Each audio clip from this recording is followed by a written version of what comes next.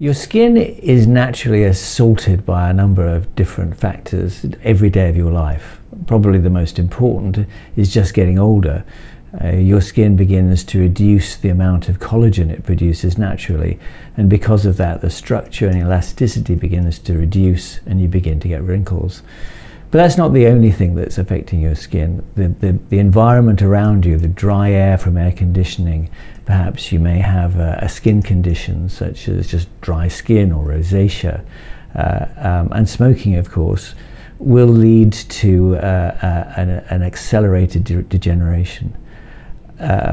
Unfortunately, that's not the end of the story. The sun is enormously damaging. I think we all know about the need to put on sunscreen in strong sunlight, but day-to-day sunlight can affect your skin too.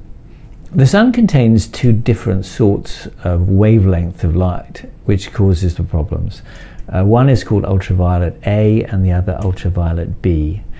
Ultraviolet A is perhaps the most dangerous because that will begin to break down the collagen, which leads directly to wrinkles.